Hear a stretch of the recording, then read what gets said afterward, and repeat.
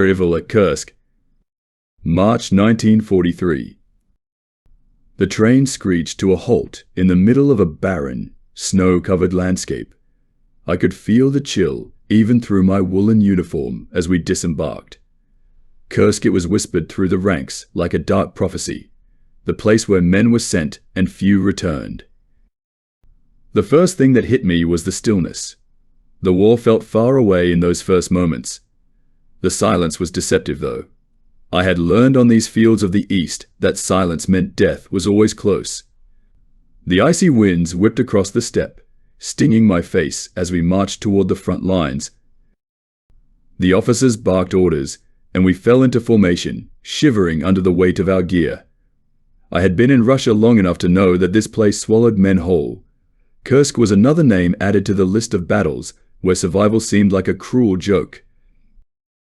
As we marched, I saw a field of wrecked panzers, blackened and twisted, their crews still smoldering inside. I felt a knot form in my stomach. I thought I had grown used to the sight of death, but each battle had its own unique brutality. "We're in for it this time," Heinrich said Otto, my closest comrade, his breath visible in the cold air. I nodded, but inside, a part of me was sinking. The rumors of the Soviet strength, of their seemingly endless waves of men and machines, gnawed at the back of my mind. By the time we reached our position, the night was settling in, casting long shadows over the frozen ground. I dropped to the earth and watched as our artillery set up. The landscape was desolate, but somewhere in the distance, the Red Army was preparing to face us. The next few days would test every ounce of strength I had. Into the fire. July 5th, 1943. We waited for hours before the first sounds of battle reached us. The Soviet artillery began pounding our positions before dawn, the earth shaking beneath us as we huddled in our trenches. The Battle of Kursk had begun. I will never forget the sound of the tanks. The rumble grew louder and louder until it felt like the earth itself was groaning in pain. Our panzer divisions had been mobilized to meet the Soviet armor, and now it was a race against time. We all knew Kursk was where the might of Germany would be tested against the Soviets' raw numbers. I was crouched low, rifle clutched in my hands, heart hammering in my chest, as the ground trembled beneath the onslaught of tanks and artillery. The noise was deafening. Our panzers fired in unison, the ground shaking with each blast. Above us, the sky was black with smoke and planes, Soviet aircraft diving low to strafe our positions. My hands shook as I fumbled to load my rifle. In those moments, training was all that kept me moving. Everything else, fear, panic, doubt, was swallowed by the need to survive. "Get ready," yelled the Feldwebel. Ahead, through the smoke, I saw them. Soviet soldiers, wave after wave, advancing across the open ground. It was like watching a tide of blood crashing against the shore. We opened fire.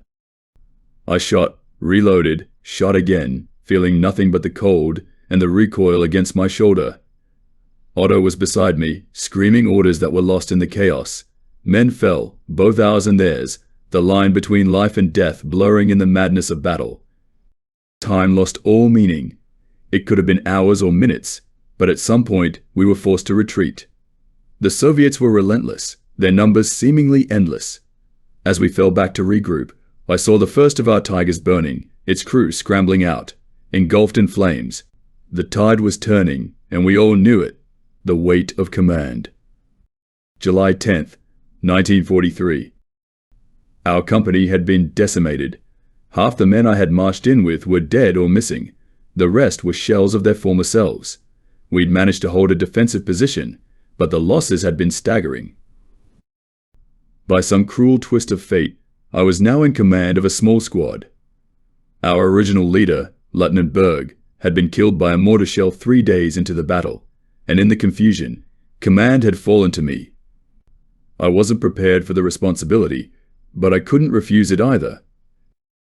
My first order of business was to take what remained of my men and fortify a new position. We were in the outskirts of a village, its houses reduced to rubble by artillery fire. The Soviets were pushing us back, and the line between survival and annihilation was growing thinner every day.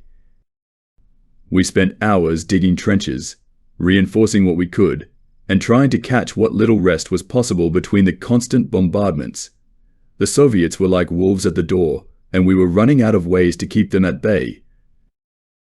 Otto sat beside me, his hands shaking as he rolled a cigarette. "Do you think we'll make it out of here?" he asked, his voice hoarse from exhaustion. I didn't answer. I couldn't. Instead, I focused on the horizon, where the smoke of battle never ceased. The truth was, I didn't know if we would. Kursk felt like a trap, an endless cycle of attack, retreat, and death.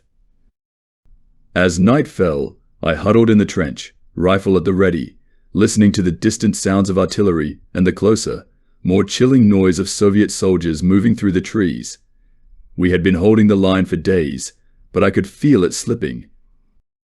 The weight of command bore down on me. Every decision could mean life or death for the men under my command, and I had never felt more alone. The war was dragging us all into an abyss, and I was no longer sure where or if it would ever end. The Soviet onslaught. July 12, 1943. The Soviets came before dawn, just as the sky was starting to turn grey. Their artillery softened us up first, pounding the trenches with relentless precision. We huddled in the dirt, praying the shells wouldn't find their mark. Then came the infantry. Hundreds of them, surging over the hills like a wave of locusts. We opened fire, the rattle of our MG-42s cutting through the chaos, but there were too many. For every Soviet soldier that fell, 2 more took his place. I shouted orders, trying to keep my men together, but the Soviets were everywhere. Otto was hit, took a bullet to the shoulder, and I had to drag him back into the trench as the Soviet forces closed in. We fought like demons, driven by fear and desperation. The Soviets threw everything at us, their tanks rolling over the earth like iron giants, crushing everything in their path. The air was thick with smoke and the smell of burning flesh. Somewhere in the madness, I saw one of our panzers explode, the crew incinerated in an instant. It was then that I realized the battle was lost. We couldn't hold this position. I gave the order to retreat, pulling my men back through the smoke and fire. As we fled, I caught a glimpse of the Soviet flag rising over the battlefield. It felt like a knife in my chest. We had lost Kursk,